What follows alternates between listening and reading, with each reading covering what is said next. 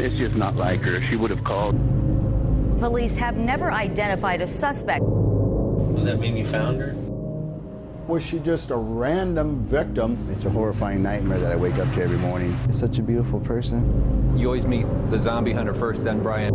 No one in this case has a good alibi. You basically see your destination just by looking down the street.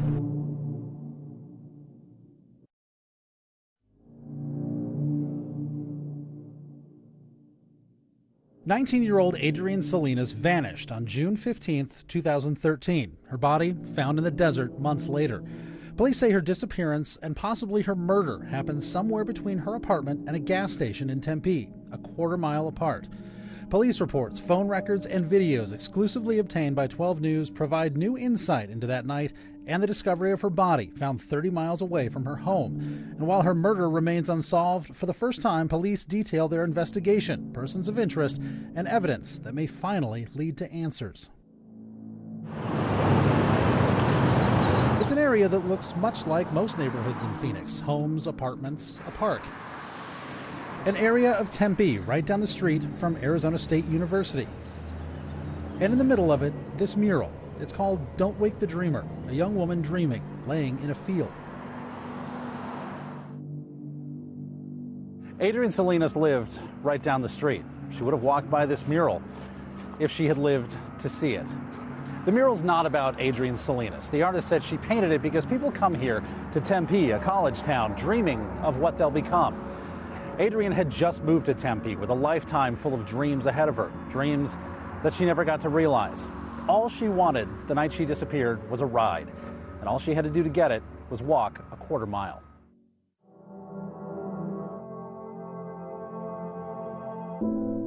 Everyone talks about the smile. She has it, almost beaming, in every single photo, without exception. Her friends described her as one of the nicest, sweetest people they'd ever met. In hundreds of pages of interviews, the worst thing anyone ever said about Adrienne Salinas was that she lost her phone a lot. People described her as nice, soft-spoken, easy to talk to. Just look at her. How could anything bad happen to a person who was this happy? But she was private, kept to herself. She only had a handful of really good friends. They'd all gone to high school together at Arcadia High. Shani Duggan and Rebecca Flores were her roommates, and Francisco Arteaga, Fran. Fran was complicated. They'd known each other since 8th grade. They were together all the time. Adrienne slept at Fran's house. They were boyfriend and girlfriend in everything but the label. Fran would later say it was like an open relationship, but her friends would say Adrienne wanted the label, or at least wanted to know if it was coming. She's never been interested in anyone else. If we go out to parties and stuff, like, she's obviously a really pretty girl. She gets hit on, but she's never been interested in, like, you know, making out with anyone or floating back. She doesn't really have her eyes set on anyone else besides Fran. She doesn't. Like, when we go out to parties and stuff, and we try to, like, there's a group of guys, let's go talk to them. She's just, like, disinterested. Mm-hmm. Adrienne had a job, but she hadn't been able to work for a while. She'd come down with valley fever, a disease from the Arizona desert that gets into your lungs. She'd been hospitalized for lung surgery and was still recovering. She was where a lot of people are at 19, on her own, trying to figure out what she was going to do, what this thing with Fran was. Adrienne was out on her own for the first time, living in this Tempe apartment with her two friends. And it was here where her friends saw her for the last time. It was early in the morning on June 15th. There was a party at Adrienne's apartment. Fran was there, her roommates, and there was drinking. And Adrienne's frustrations with him were coming to a head.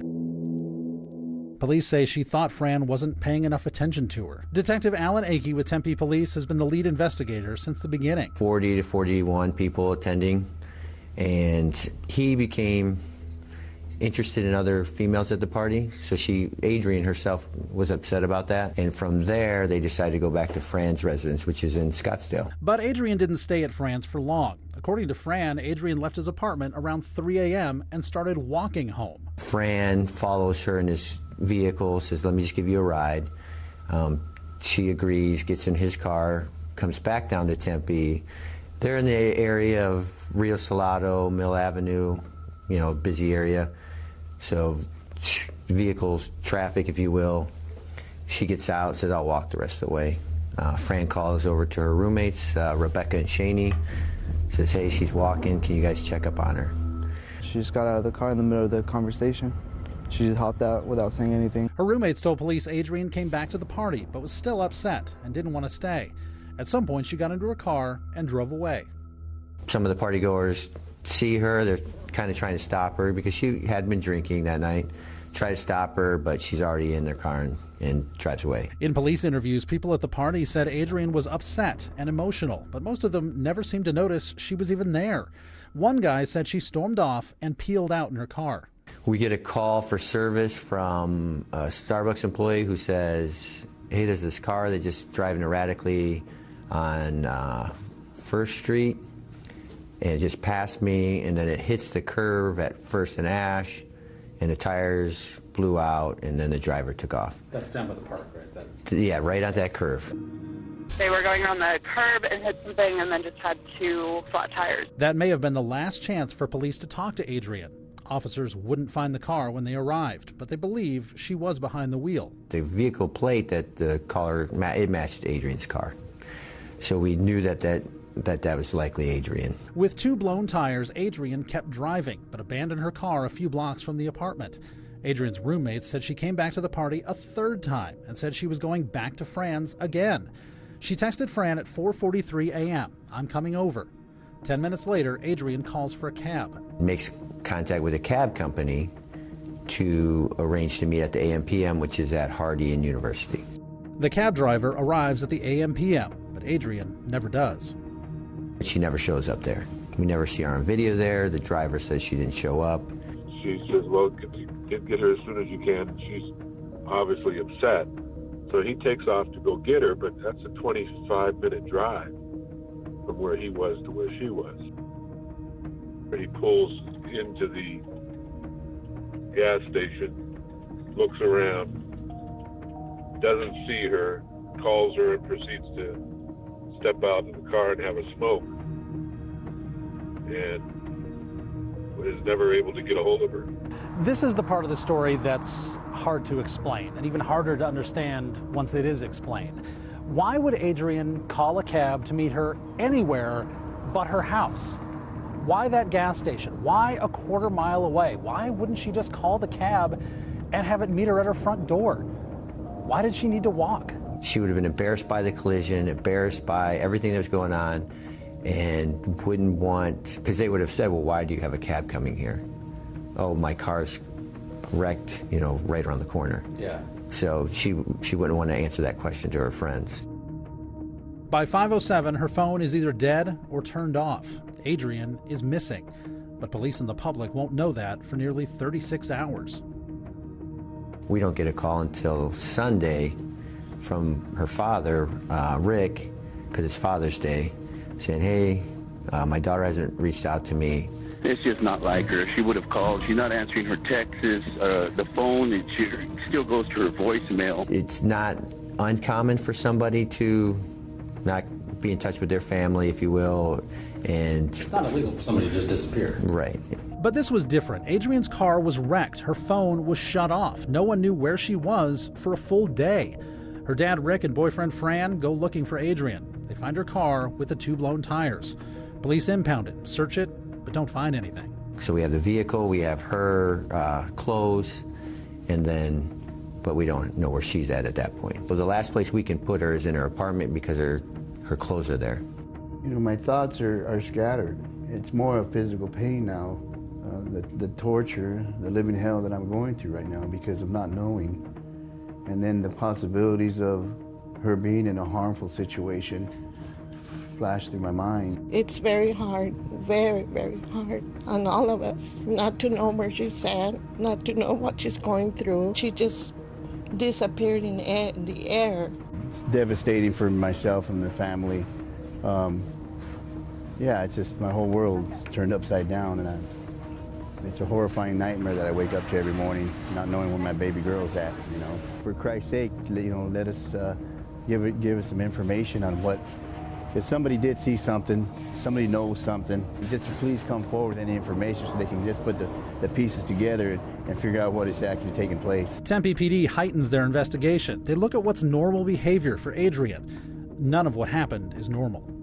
It sounds like she would always go with a friend and always be with somebody, just not somebody that would just randomly take a walk by themselves. Investigation continues for months. Police search the neighborhood and find no trace. There is a lot of things happening. We're just waiting for a breakthrough, for a good solid lead. A good solid lead never comes.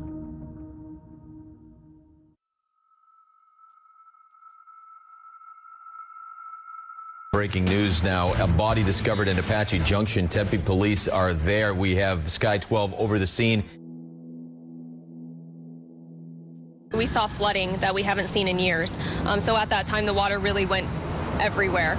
When the water receded, Adrienne's body was found 30 miles away in Apache Junction near the Superstition Mountains.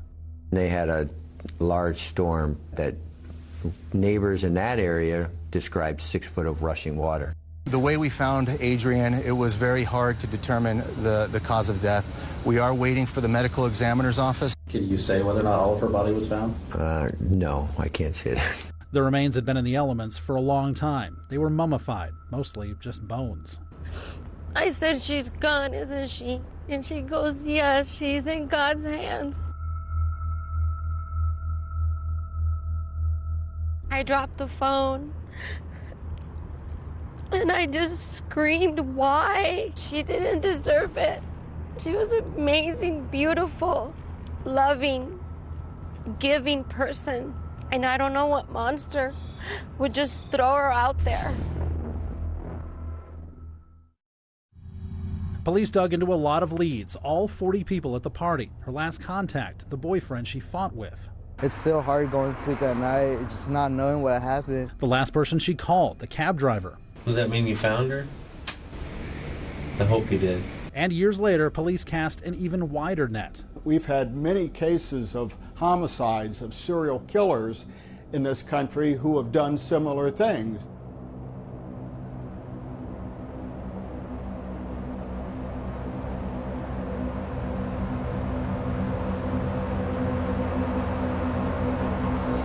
No one in this case has a good alibi. True crime fans, stay in the know. Sign up for the free True Crime Network streaming account. Get updates on new series and save viewing history, all for free. Sign up today.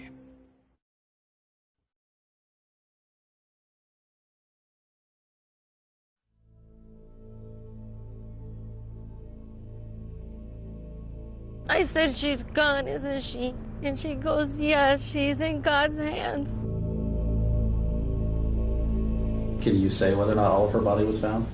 No, I can't say that. Adrienne's remains were taken to the medical examiner. The remains were mummified. Scars on her bones matched those from her surgery for valley fever, leading officers to believe it could be Adrienne.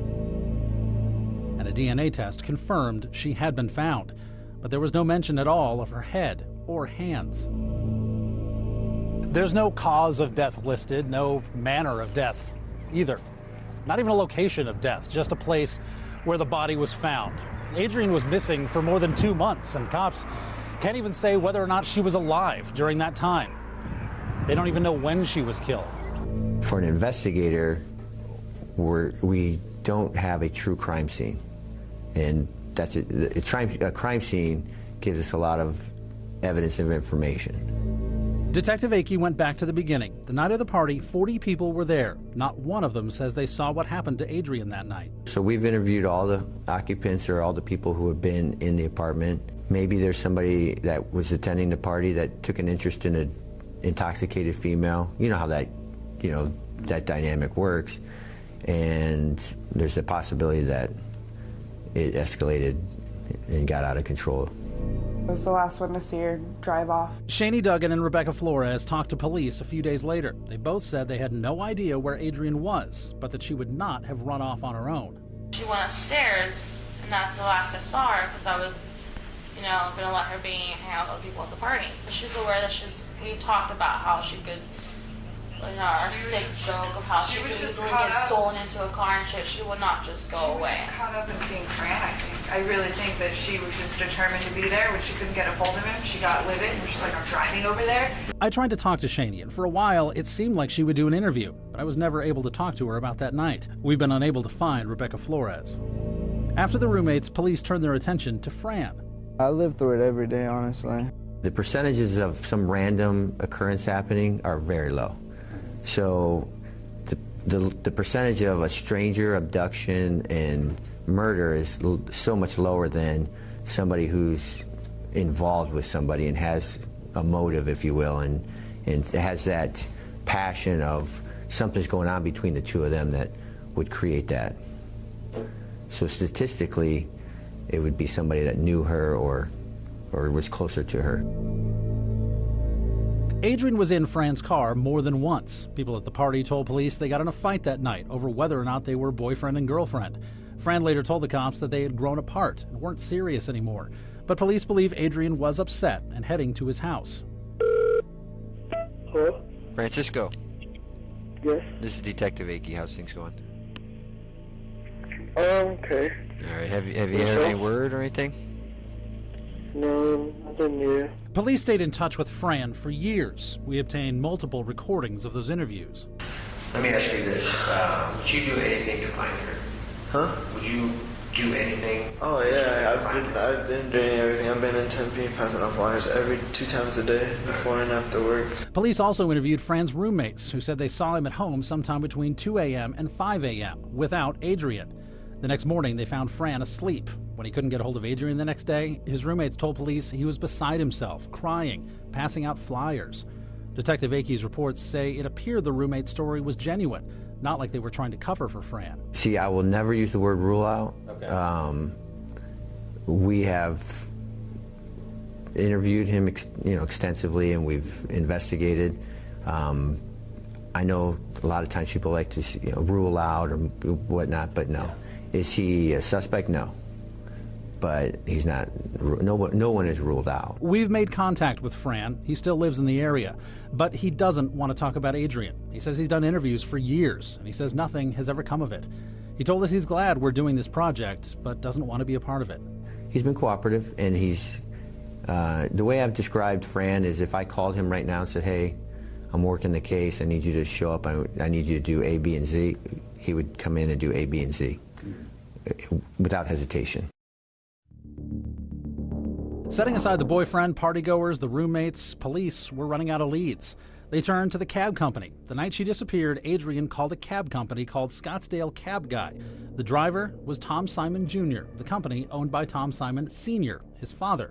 Adrienne, we believe, makes contact with a cab company to arrange to meet at the AM/PM, which is at Hardy and University. She never shows up there. We never see her on video there. The driver says she didn't show up. 2 days after Adrienne disappeared, Tempe police called Tom Simon Jr. and Sr. on a conference call. Tom Simon Jr. was driving his cab to the Grand Canyon with passengers in the back. Tom Simon Sr. was back in the valley. According to a woman who later said she was the passenger, the conversation scared her. That woman told police she thought Tom Simon Jr. was an odd guy. He told her he was the last person to have contact with Adrienne, but couldn't remember if he was the one who was supposed to pick her up. The passenger thought it was a weird conversation to have, but not as weird as what happened after. Stopping in Sedona, the passenger said Tom Simon Jr. popped the trunk and pulled out a hacksaw, wondering how it got in there. The passenger said she and her husband thought they might be in danger.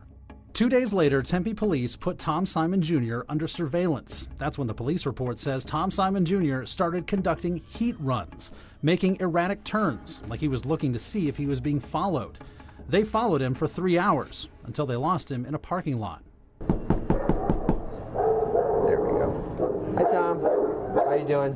On June 25th, Detective Akey went to Tom Simon Jr.'s house to try and get him to take a polygraph. Can we just knock that out? I can give you a ride. I don't want to do it, man. Why is that? Why wouldn't you want to? Because I don't trust those things. I don't know. The lawyer said not to. What lawyer? I personally don't care. I just. Well, I didn't think the you lawyer cared. said not to because, and not to talk to you guys anymore. And not to talk to us. Yeah, because you're really hassling me at this point. No. I was a hard worker. A lady called me. I went there. She wasn't there. End of story. If you guys don't believe it, go get a warrant. Take me to jail. Police went farther with Tom Simon Jr. than anyone else in the case. 2 days after that interview, they did get a warrant for Tom Simon Jr.'s cab, apartment, and DNA. Police searched his cab and found nothing, no trace evidence. He was acting bizarrely, then angrily. Have a seat. Now you want to hurt We me? have an You're order. pushing on We my have an chest. order. I just need you to have a seat. Can you take the handcuffs off, please? I'm not allowed to have fun, man? You said to relax. I was relaxing. That's how I relax. First, we're going to de-escalate everything. Everything is de-escalated, but you got to And then we're gonna let you pull get the guy dressed. out, embarrassed him in front of his neighbors. Then for we're no going to let reason. you get How dressed. are you guys going to fix that after this? Okay. How are you going going to fix my life after this?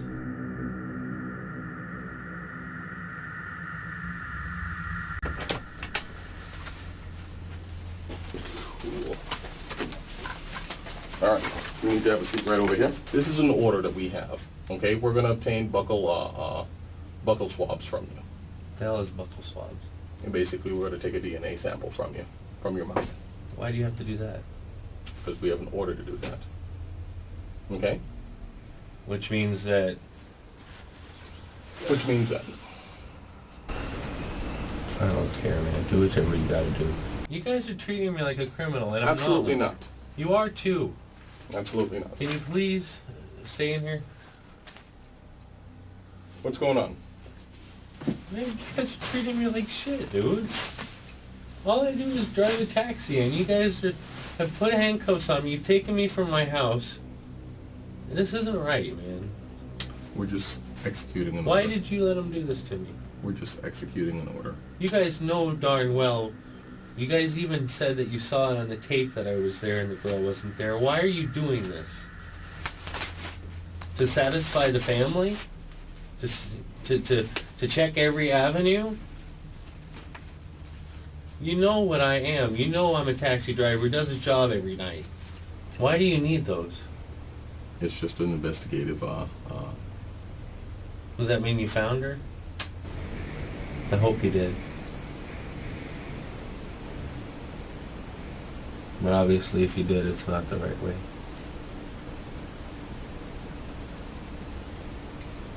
Not if you need buckle swabs. It's the first time I've ever had peace, man. I was doing something good. I was helping people every night. Every night, all I do is help people. That's it. I help people more than you do. True crime fans, stay in the know. Sign up for the free True Crime Network streaming account. Get updates on new series and save viewing history, all for free. Sign up today.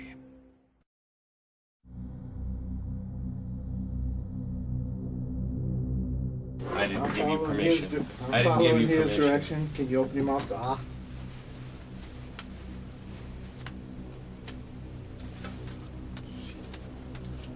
That's a violation. How is that a violation? He just stuck something in my fucking mouth Well, I and tried took to something that explain. belongs to me. I It tried doesn't to matter. explain. That's not right. Especially from someone who got a phone call and went to try and pick up a girl that called me, and then when I got there, she's not there. And you guys put some shit in my mouth? You guys are fucking disgusting creatures. It's a sterile future. Shut up. I'm now going to give you back. Whatever. I hate you, man. Give me Give my you your stuff cash back. back. Your belt buckle, your 10 cents, and your... You're a disgusting human being. So is your fucking judge. There's a copy of this I at don't your give a residence. But I'm going to give you this copy I as don't well. care. Just in case I you don't want want to hear anything else from you. You're a liar and you fucking steal. You stole my fucking DNA. I'm You gonna don't deserve it. I'm going to count your cash out for you. I don't like you either. 2 weeks after the DNA test and a month after Adrienne went missing, a woman told police her cousin heard a woman screaming in Tom Simon Jr.'s apartment. The cousin described it as the screams of a woman in desperation and said it sounded like someone was trying to cover her mouth. Police investigated, but Simon wouldn't let them inside. They couldn't get in touch with the woman who tipped them off. I'd like to have a few more conversations with the cab driver, just to clear up some things, if you will. The cab driver has been cooperative, but there's still some unanswered questions that I'd like answered. But there's no new evidence to link him to the case. No DNA recovered from Adrienne's remains.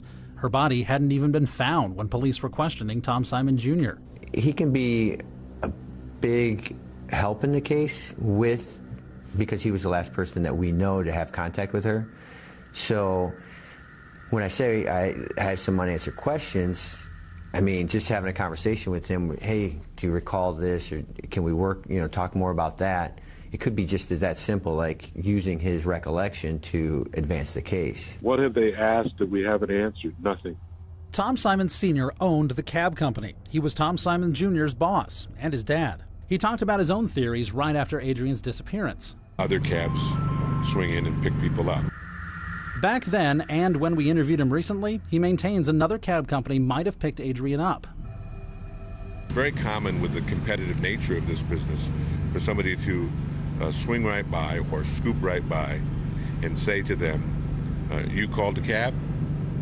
And the person then thinks that that was their cab driver. That's important because one of the possibilities, that, as we see it, is that Tom got scooped on this particular ride. Any of us, including the cab company that can help with that, we want to do that, even though it might be uncomfortable. But for a man who wasn't driving the cab, who had never met Adrienne Salinas, and was not the focus of police scrutiny, he appeared to stay very interested in the case.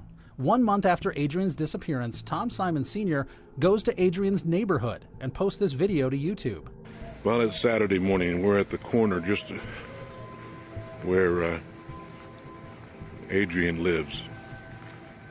Narrating his own suspicions. Heading south toward University. And there's something that concerns me a lot. Look at that building. Completely empty.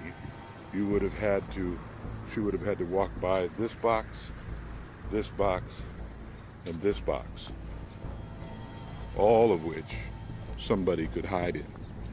That video made Detective Akey wonder why Tom Simon Sr. would do that. Who posted? I saw the video. I have the video. That's certainly unusual behavior, and why somebody does that kind of video is a good question, and that's something I would want to ask him. These trash cans, and again that brick wall, and those bushes, and that brick wall, all which can lend themselves to coverage for somebody who wants to do harm. I spoke to Tom Simon recently, and he said he made the YouTube video to be helpful. I thought it would be helpful to document where she could have or may have walked, and I think it is helpful. Anybody who needs to jog their memory about what happened that night, they can take a look at that YouTube video, and they can see where it is possible that she could have walked. And there's nothing more. So that's where the videotape will end. Obviously, we've looked at his criminal history and are aware of that as well. Akey says that criminal history was another flag. Tom Simon Sr. was most recently arrested after his girlfriend at the time said he had forced her to have sex and threatened to blackmail her with an alleged video in 2018. Back down! Face away from me! Face away from me! Are you Thomas Simon? Go to your knees! You got radio.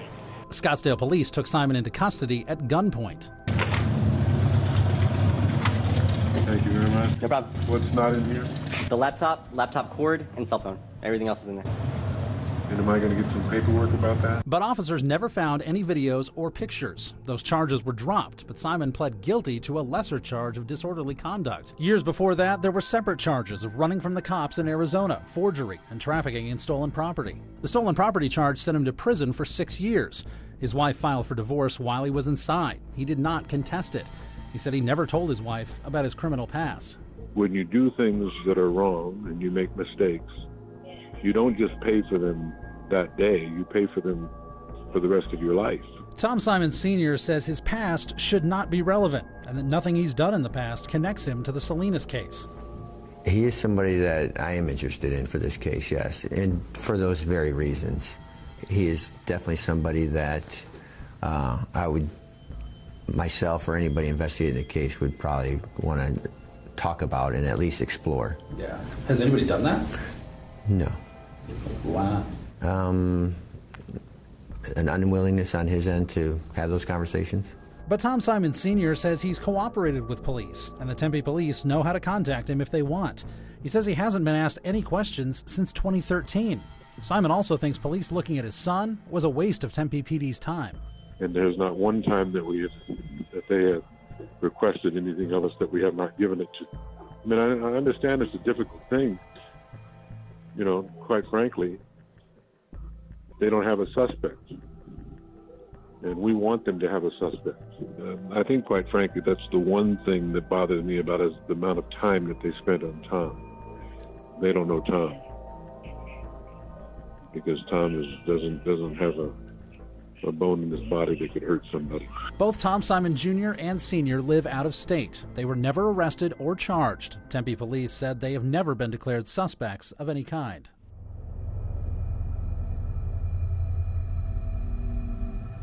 There's another possibility, a person police knew nothing about for years after Adrienne went missing. A man charged with 2 murders, who police suspect may have more. You always meet the zombie hunter first, then Brian. True crime fans, stay in the know. Sign up for the free True Crime Network streaming account.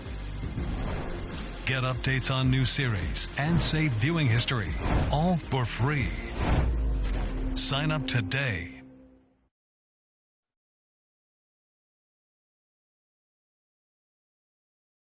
Adrienne Salinas' body was found in a wash near the Superstition Mountains, 30 miles from where she was last seen. There was evidence her remains had been in the elements, mummified. Police have no idea how her body got that far away from her apartment. Was she targeted by someone who was at that party, or was she just a random victim of opportunity by some unknown suspect who may not have ever committed a crime like that before? Former FBI profiler Clint Van Zandt helped catch the Unabomber, helped profile Timothy McVeigh. We gave him everything we had on the Salinas case. In this investigation that we're looking at that has gone on for these number of years, the official information to the public still doesn't suggest cause of death or manner of death. We know there are reports that the victim's hands may have been missing or her head may have been missing. The autopsy makes no mention of Adrienne's head or hands, and no skeletal chart was included. What they found was mostly bones, mummified. Police won't say if her entire body was found. That's a grisly fact, but that can drive us in 2 different directions. Direction 1 could say there may have been animal activity that wasn't reported in the autopsy. It may have been due to weather conditions, heat, cold, rain. On the other side, if we say, okay, that is evidence of a terrible murder, that someone intentionally removed the victim's hands and the victim's head and the victim's clothes, well, why would someone do that? Well, unfortunately, that's not unnecessarily unique. We've had many cases of homicides, of serial killers in this country who have done similar things. It was as brutal as it was perplexing. 2 young women, 22-year-old Angela Brasso and 17-year-old Melanie Burness, found dead, their bodies mutilated. But just as suddenly as those murders started, the crime stopped without an arrest. Until now. Tonight, after more than 20 years, a Phoenix man is behind bars accused of both murders. This is 42-year-old Brian Patrick Miller as he made his initial appearance in court today. Not just mutilated, 22-year-old Angela Brasso had been decapitated. Her head was found 11 days later in a canal. 17-year-old Melanie Burness would be found in a canal a year later. Some knew Miller as Zombie Hunter because of what appeared to be an old police car he had with those words on the back. Undercover detectives in a ruse were able to obtain his DNA just this week. Our crime lab last night compared it to the DNA collected at the scene of these 2 homicides in 1992. And it was a positive match. Good friends, acquaintances? My best friend is in Cleveland. Brian's my best friend in Arizona. Keen Azaria knew Brian Patrick Miller as the Zombie Hunter. It was a character Miller would play at Comic-Cons and steampunk meetups. His car was decked out like a zombie hunter. There are photos of him dressed in costume. Azaria says he got to know Miller over the years and grew close to him. He's won most of them through these clubs. You'll find Comic-Con, all this stuff. They're kind of disposable, not in a bad way, but it's just, they are. you find very few that you can actually grow a relationship with, and he was the one that knew most. And you know, we were birthdays over each other's houses. It just doesn't happen with every Comic-Con friend you get. Long before Azaria ever met Miller, Miller had a troubled past. In 1989, when Brian Patrick Miller was a teenager, he underwent a psychological examination and found he was in the superior range for intelligence. Managing his emotions through fantasies and escapism, was emotionally immature. He had taken medication for depression and anger. The psychologist's report said he had problems dealing with sexuality. Miller was recommended for the Juvenile Sex Offenders Program. A few months after that report, Miller stabbed an 18-year-old woman with a steak knife near the mall. He later confessed to stabbing her because he wanted to know what it felt like. What did it feel like? Miller said it sent chills up his spine. Miller spent 2 years in juvenile detention until he turned 18. The murder he's accused of happened the next 2 years. In 2002, a woman said Miller had offered her a ride to work in Everett, Washington. She didn't know him. When they got there, she said Miller stabbed her in the shoulder and they fought for the knife before she ran away. But Miller claimed it was self-defense, said she attacked him. A jury believed him, and he was acquitted. Shortly after, he came back to Arizona with his wife and daughter, where he met Azaria. The year before the arrest, our relationship really started off, and we started really, you know, talking about personal issues and his issues with women and stuff like that. And I never pried with him because I knew his level and I knew his limit, so I hardly ever pried. Did you have any point where you were looking at him and going, something's not right here, but I don't really know what it is? Pre-arrest? Yeah. No, we're on that safe, superficial level. Me, him, and many others there are very similar. And it's just an easy place to keep secrets. That's why I was so shocked. I was literally in shock on a 6 months easy, steady, the longest shock I've ever been in. And it finally tapered off after months. So surreal, it's just hard to believe. Boggles my mind. Absolutely boggles the mind. Somebody had mentioned the name Adrienne Salinas in the crowd, whispering. They were all huddled together, you know. And from then on, I looked into it. I remember Adrienne. When you see her picture on anything, including a missing photo, missing poster, you just remember her. She's stunning, and it's like, do you remember the smile? It's like, yeah, I remember that face. I remember, and it was a big story. It was a huge story when it first happened. True crime fans, stay in the know. Sign up for the free True Crime Network streaming account. Get updates on new series and save viewing history, all for free. Sign up today.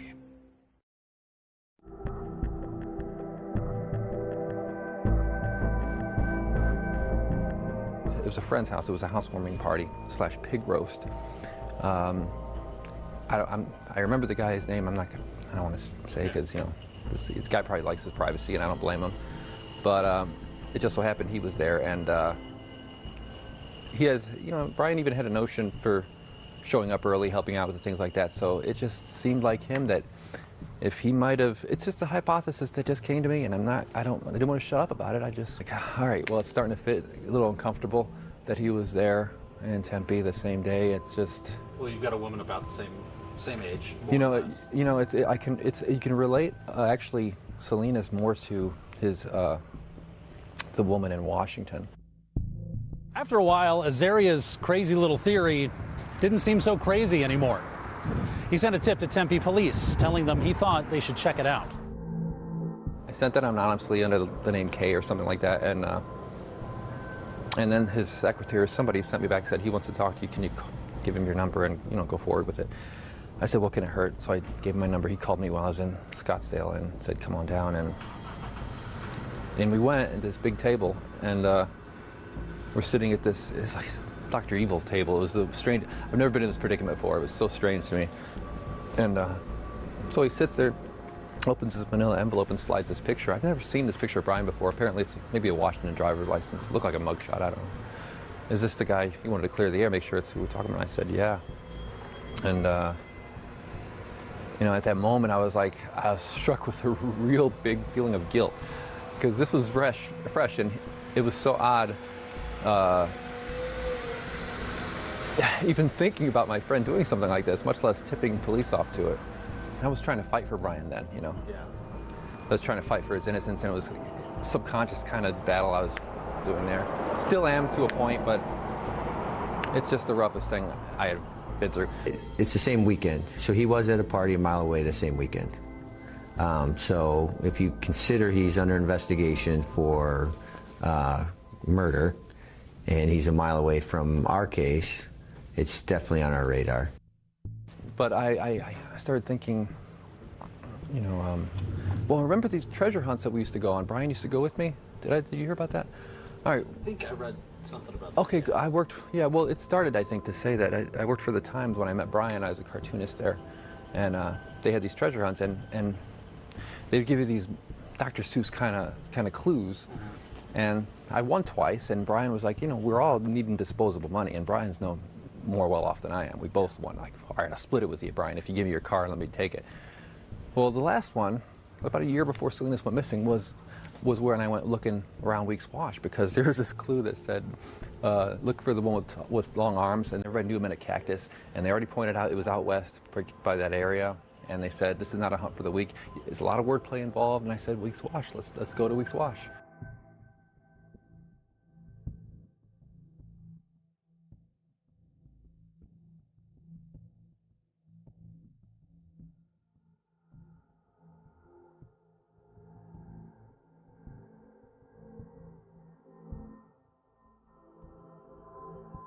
He worked right down the path at the fairgrounds there, and if the shoe fits, or the GPS fits, and he's there, where you just gotta take it where it leads. So are police looking at Brian Patrick Miller? Yes, but not as an official suspect. Anyone who's charged with multiple murders over a period of years will probably show up on everyone's unsolved murder investigations. There's no DNA evidence to link him to Adrienne Salinas, only circumstantial evidence that he was in the same area around the same time. But they don't have any evidence to rule him out either. He's under investigation for this case, yes. Another individual we'd like to have a conversation with and at least explore if he has any information into what happened to Adrienne Salinas. We talked to Brian Patrick Miller's lawyer. She'd never even heard of the Salinas case. It says Tempe PD has never asked to speak to her client. We've looked at Adrienne's friends, boyfriend, the cab driver, the cab company owner, even the accused serial killer. And so have the police. And at the end, we're where the police are. What we have are fading memories and a fading picture of a girl who used to live here. The neighborhood has changed a lot since Adrienne went missing. Maybe someday her murder will be solved, and this stretch of road will finally be free of ghosts.